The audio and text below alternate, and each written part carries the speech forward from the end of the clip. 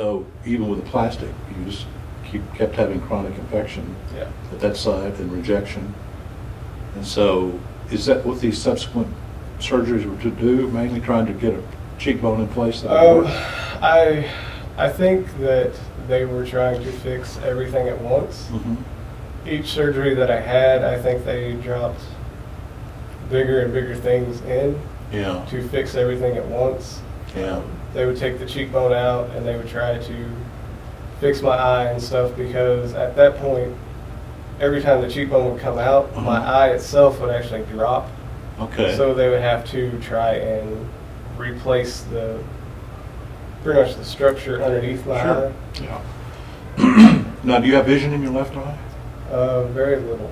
Okay, so all this has now affected your left eye to a large degree. Since the last surgery, it had gotten infected again, and what has happened is the actual muscles underneath my eye that actually move your eye from left to right and up and down have been infected, and it's actually like tightening those muscles, cause like scar tissue and such.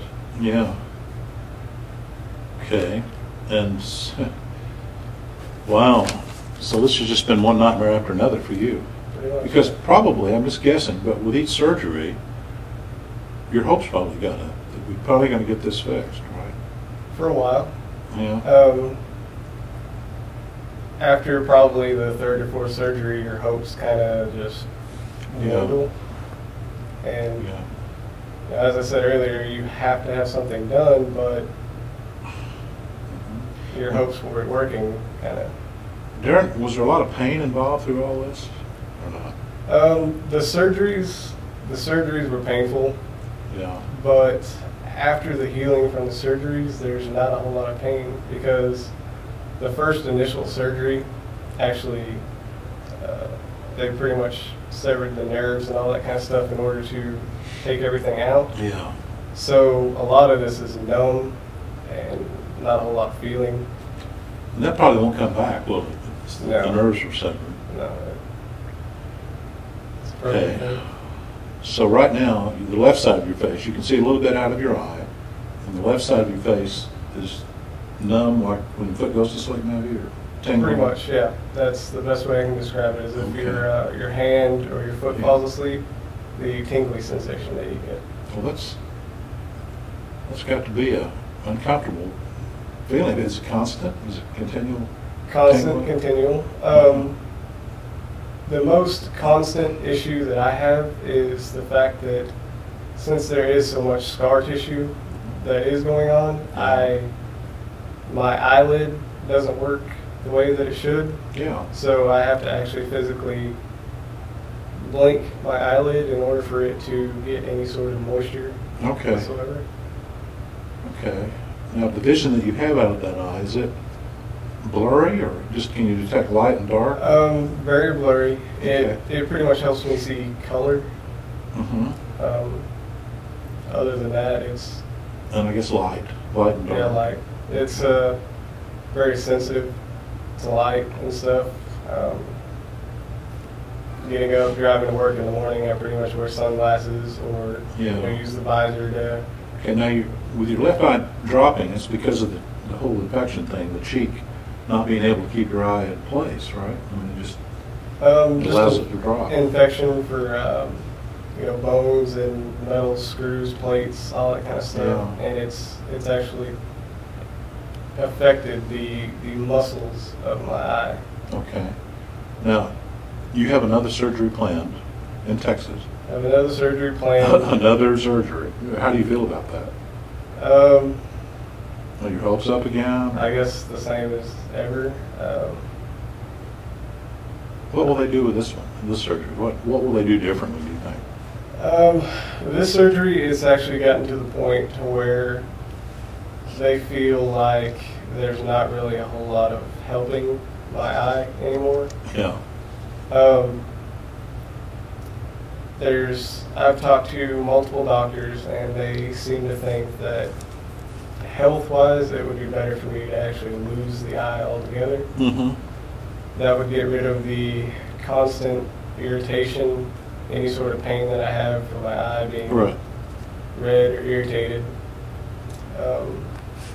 The infection would go away. There'd be no more plates, screws, any of that kind of stuff. My eye wouldn't be open to the elements all the time. Right, because it's hard for you to blink, right? You have to make a conscious effort. Okay. How do you feel about that? Of course, no one wants to lose an eye, but I mean, at this stage. Honestly, Mm-hmm. from the very beginning, I've told the doctors that I don't care what I look like, that I just want to be healthy. Yeah. It never has bothered me. To be honest, I have more self-confidence now Mm-hmm. after the fact than Yeah. I ever did before. Because initially I had to force myself to think that, it doesn't matter what other people think. Right. But I guess if you fool yourself long enough, you actually start to believe it. So Well, there are a lot of people who would agree with you. It doesn't really matter what other people think. yeah, We all come and go, and during your time here, it really doesn't matter that much. Some would say. I am who I am. It's That's right. like it or not. And the situation is what it is, and you're dealing with it. If they replace that eye, can they put everything back up and kind of make it more balanced again? What they're looking to do is actually, I guess the technical term is exonerate the eye. Mm-hmm. And what that consists of, them taking the entire eye out altogether. The eye, the socket, everything. Right. And then they'll actually cover that up with a flap of, Mm-hmm. Skin, muscle, tissue, any of that sort of stuff. And the end result is to actually have a prosthetic, hopefully. Yeah. Otherwise, wear an eye patch. So. Well, I'm familiar with some of that, and I know that some of the prosthetic eyes you can't tell the difference between the normal eye and the prosthetic eye because they match them so perfectly now. I don't know if they use computers or how they do it, but they certainly get the same look, the same color, and everything.